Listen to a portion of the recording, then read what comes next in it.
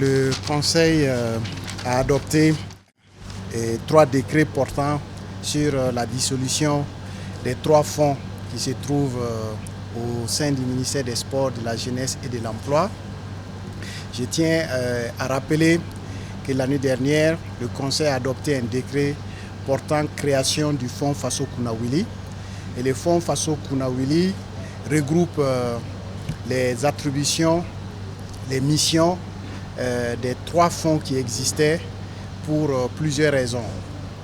Et dans le rapport que nous avions introduit en Conseil des ministres l'année dernière, il avait été indiqué les difficultés qu'éprouvaient les 3 fonds, à savoir le fonds d'appui aux initiatives des jeunes, le fonds d'appui à la promotion de l'emploi et le fonds d'appui au secteur informel.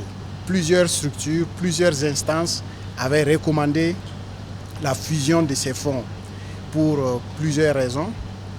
L'étude a montré que la fusion n'était pas une solution et c'est pour cela que nous avions créé le fonds unique, le fonds Faso Kounawili. Et il fallait maintenant procéder à trouver un avenir pour les 3 autres fonds. Maintenant, il avait été préconisé qu'en début d'année 2024, il fallait dissoudre les 3 fonds. Mais les discussions ont pris beaucoup de temps parce qu'il fallait voir comment redéployer le personnel, l'avenir du personnel qui était dans les 3 fonds. Le constat était que dans ces 3 fonds, les budgets de fonctionnement dépassaient souvent largement les budgets qui étaient consacrés à attribuer les financements qui étaient attribués aux jeunes.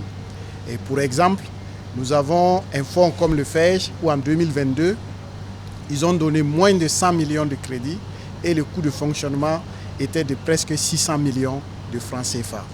Donc ce n'était pas tenable.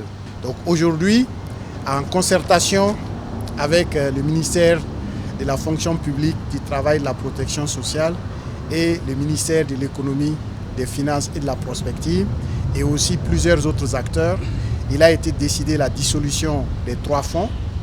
Le passif et les actifs de ces 3 fonds sont reversés au fonds Faso Kounawili, à l'exception du personnel. Et pour le personnel, on met fin au contrat de l'ensemble du personnel et des discussions vont être entreprises pour leur redéploiement.